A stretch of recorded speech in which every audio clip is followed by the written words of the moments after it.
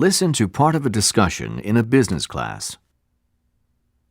Industry analysts report that multinational food companies are trying to use the same types of strategies that automobile and electronics manufacturers have found to be successful in the global marketplace. The problem is that general rules for products that tend to be traditional for national or even regional tastes, these products are very difficult to identify, and sales aren't easy to project. But the companies that tend to do best are those that are the most responsive to local tastes. And they spend development dollars on taste testing in the local markets before they formulate the final product. Can anyone recall any examples from the case studies in the text? Sandy? McDonald's Big Mac has more mustard in the special sauce in Paris than it does in New York. Because? Because taste tests verified that people in the United States liked sweeter condiments than people did in France. In fact, I think the sugar content for export foods in general usually has to be modified when American products are taste tested overseas. Right you are.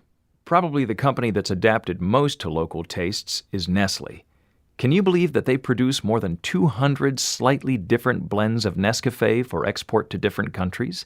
Amazing, but true. But sometimes taste is less a problem of ingredients and more a matter of the way a food product looks or feels. One case study that comes to mind is the one about the soft cookies that just don't sell as well in England as crisp cookies. So you can see that taste extends way beyond just flavor. It's really a combination of flavor preferences and local expectations. Look, here's another example of accommodation that had more to do with the expectation for a process than the flavor of the product.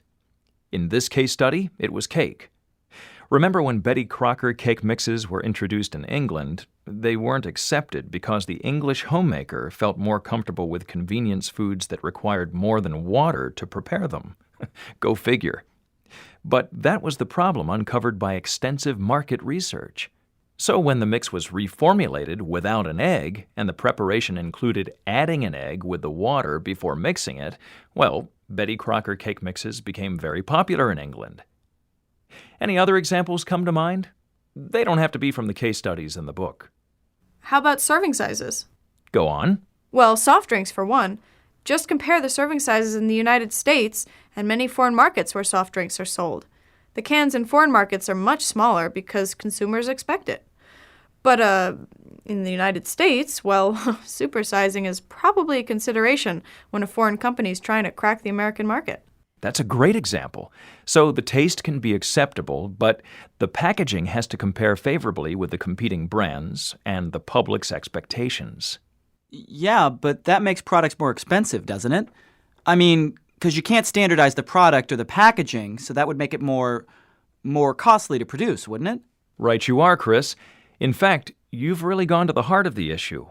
A compromise has to occur between the requirement that products be adapted to please the taste and the expectations of local consumers and the pressure to standardize products for maximum cost effectiveness. Now, let's complicate that even further.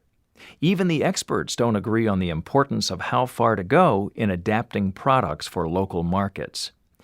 A few years ago, Ted Levitt, he's the editor of the Harvard Business Review, Levitt predicted what he called a pluralization of consumption. What he means is that, at least in some areas, tastes are likely to converge, which makes sense when you think about the increased opportunities for travel and sampling of foods, as well as the continued global marketing efforts by multinational corporations. So, logically, it's smarter to simply identify the areas in which tastes are most likely to be the same and concentrate efforts on those food products. But there's also the issue of global marketing. How about the potential to create taste? I mean, selling the image that surrounds using a product. If consumers want to associate themselves with that image, won't they develop a taste for the product that does that for them? For example, there's some evidence that the popularity of products seen in movies and television spills into the foreign marketplace. This subtle brand association with the movie or the celebrities in it translates into high-dollar deals for certain brands to be visibly displayed in widely distributed films. Oh, right. I was reading about that. It was in a couple of the case studies. The bottle, a can, or a package appears as part of the character's persona. And if it's a character that audiences choose to identify with, then the taste for the product may follow, or at least that's what the marketing experts are betting on. And that includes foreign audiences. Anyone drink Starbucks coffee? Well, Starbucks began as a regional coffee in Seattle, Washington, and made the global leap in 2000, opening shops in China, a huge market, surely, but also a traditionally tea-drinking society. So what's the attraction? Starbucks is marketing to the cosmopolitan consumer, the young trendy set looking for a modern image as well as a different taste. Still, there have been some real surprises in the multinational dinner party. No one has really figured out why the Italians, Germans, and British love Kraft's Philadelphia cream cheese, and the Greeks simply don't buy it. And why did Perrier, a mineral water from France, why did Perrier take America by storm while other imported mineral waters didn't? In short, success in the food export industry is probably a combination of the real taste, the flavor of the product, with some adaptation for the local markets, the satisfaction of certain expectations for the preparation and packaging, and the taste for the product created by images in the global marketing plan. Add to this mix the potential for a short shelf life or even perishable products, and, well, you have a very challenging problem for the multinational food industry.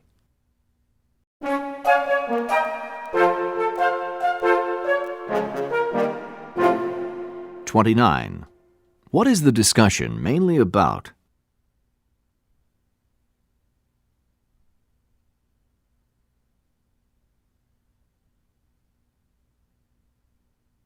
(30) How does the professor organize the lecture?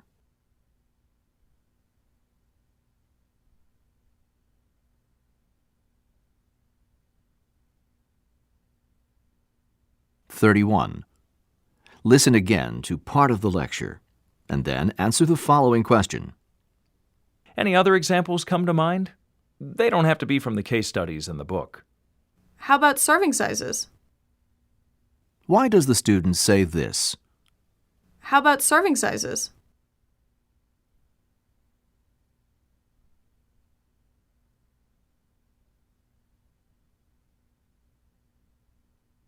(32) What technique does the professor use to encourage student discussion?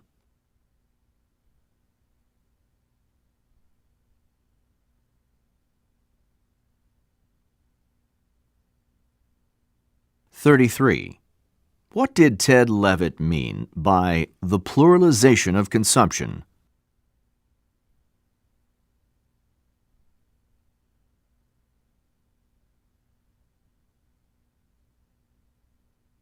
(34) What does the professor say about television and movie companies?